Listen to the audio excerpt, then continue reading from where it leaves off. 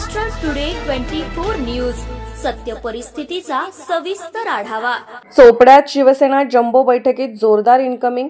9 November 2025 रोजी चोपडा येथील बोथरा मंगल कार्यालय येथे चोपडा शिवसेनेचा नगरपालिका सार्वत्रिक निवडणुकीच्या निमित्ताने पदाधिकारी व कार्यकर्ते मेळावा आमदार चंद्रकांत सोनवणे व माजी आमदार सौ लताताई चंद्रकांत सोनवणे यांच्या प्रमुख उपस्थितीत चोपडा शहरातील भैयासाहेब पंकज सुरेश बोरोले अध्यक्ष, पंकज समूह, सुरेश मगन बडगुजर, माननीय नगरसेवक दीपक भगवंतराव पाटील अध्यक्ष चोपडा मेडिकल असोसिएशन, बापू प्रभाकर माळी संचालक बापू डेअरी, पीयूष राजेंद्र चौधरी उद्योजक मुंबई, मल्हारपुरा येथील कैलासवासी भीमराव भाऊराव पाटील यांचे नातू व शेखर भीमराव पाटील यांचे चिरंजीव जय शेखर पाटील व चिरंजीव प्रीतम शेखर पाटील व शेकडो कार्यकर्ते व तसेच अडावद येथील शे ताहिर शे रज्जाक उपसभापती पंचायत समिती काझी याकूब अली, माननीय विकास सोसायटी चेअरमन बानोबी शेख रसीद मन्यार, ग्रामपंचायत सदस्य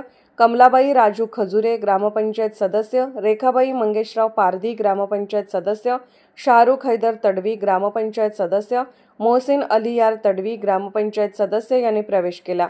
तसेच चोपडा विधानसभेचे कार्यसम्राट आमदार चंद्रकांत सोनवणे यांनी आगामी निवडणुकीसंदर्भात मार्गदर्शन केले व नगरपालिकेवर भगवा फडकवण्याचा निर्धार केला। तसेच प्राध्यापक शांतीलाल बोथरा, माजी नगराध्यक्ष नरेंद्र पाटील, सभापती कृषी उत्पन्न बाजार समिती मुन्नाभाऊ पाटील, सुभानप्पा साळुंके, श्री पंकज भैया, सुरेश बोरोले, सुरेश बडगुजर, बापू महाजन, प्रतापअण्णा पाटील, सौ कल्पनाताई पाटील संचालक कृषी उत्पन्न बाजार समिती, महमूददादा बागवान, माजी व असंख्य पदाधिकारी व कार्यकर्ते उपस्थित होते। या मान सन्मान देण्यात आमचा सचिन महोदय इकडे सोनाने बसले, हे शिवसेनेत आले, बरेच लोक इकडे शिवसेनेचे आमचे बडगुजर ताई झाले आणि जे दोघं तिघं ताई पण आले, बरेच लोक येणार आहेत। आमचे नाना काय सांगताय तुम्ही पण सांगून द्या।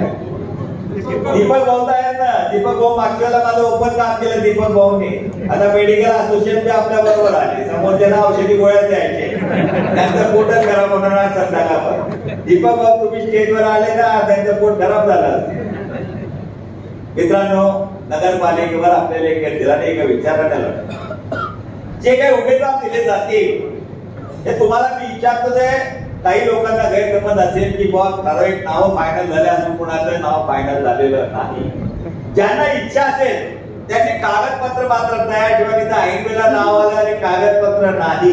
विशेष करून रिझर्व्ह मतदारसंघातले जे लोक आहेत त्या मतदारसंघाच्या लोकांनी आपला जो फॉर्म आहे तो झेरॉक्स करून घ्यायचा आणि सर्व कागदपत्र ज्यांचे व्यवसाय त्या व्यवसायाने आपला जो फॉर्म असेल हा सीए कडे व्यवस्थित भरून घ्या, नाहीतर एखादी प्रॉपर्टी सुटली, एखादी एंट्री सुटली तर त्याचा दुष्परिणाम आपल्याला फॉर्मच्या वेळेला सिलेक्शनच्या वेळेला होतो। सर्टिफिकेट नसेल जातीचं तर आपण टोकन लावलं असेल तर ते टोकन घ्यायचं, त्या टोकनची झेरॉक्स लावायची आणि जेव्हा छाननी असेल त्यावेळेला ते टोकन तिथे दाखवायचं। या गोष्टीची काळजी आपण याच्यासाठी घेतली पाहिजे की आपल्याला पक्षाने संधी दिली तर पक्षाच्या संधीचा आपला फॉर्म हा वाया जाता कामा नये, की आपला फॉर्म बाद होता कामा नये, याच्यासाठी आपल्याला काळजी घ्यावी लागेल। ज्या उमेदवारी दिली त्याने हा विचार करायचा की मी शिवसेनेच्या माध्यमातून या साऱ्यांच्या मदतीने इलेक्शन लढत असताना निवडून आल्यावर माझ्यावर नैतिक जबाबदारी आहे की मी या भागाचा विकास करेल आणि जे कार्यकर्ते माझ्या बरोबर राहिले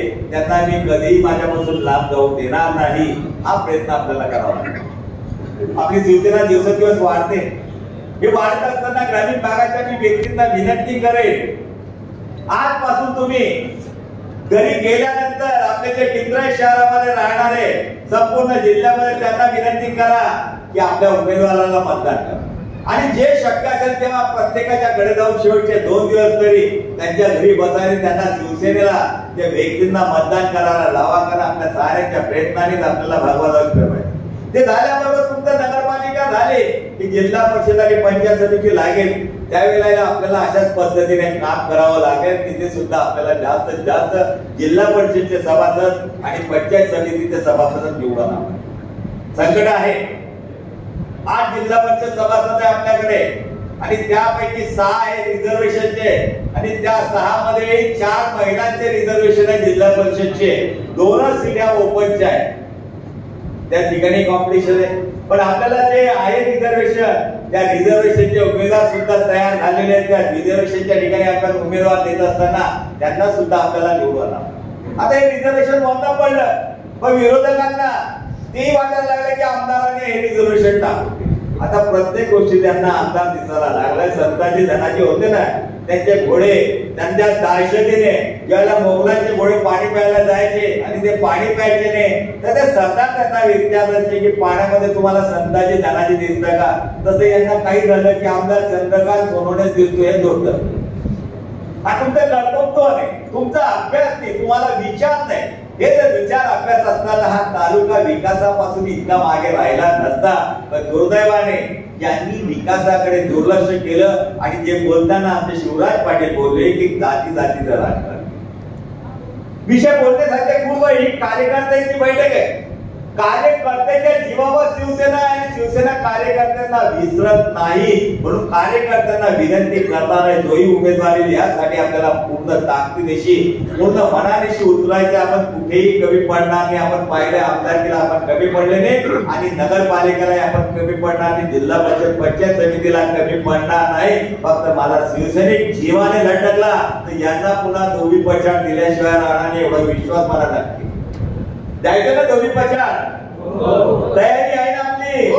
का बटनाच्या पार्ट्या द्याव्या लागतील तयारीसाठी? नक्की द्यायला लागणार नाही ना. आमचा शिवसैनिक पटनावर विकला जाणारा नाही. मला शिवसैनिक दारूवर विकला जाणार नाही. मला शिवसैनिका विचाराने चालणारा शिवसैनिक भगवत भजनचा विचार घेऊन हिंदू हृदय सम्राट सेनापती बाळासाहेब ठाकरेंचे विचार घेऊन शिवसैनिक काम करत असतो. तर हा विचार करतो की मला जी जबाबदारी दिली ती जबाबदारी मी निष्ठेने पार करेल आणि ती निष्ठेने पार करण्यासाठी आपल्याला 75 भूतांवरती काम करावं लागणार. नगरपालिकेमध्ये 66,675 काहीतरी मत आहे. या 66,000 मतांपर्यंत आपल्याला येणाऱ्या ह्या 20 दिवसामध्ये पोहोचावं लागणार आहे. आजची 9 तारीख आहे.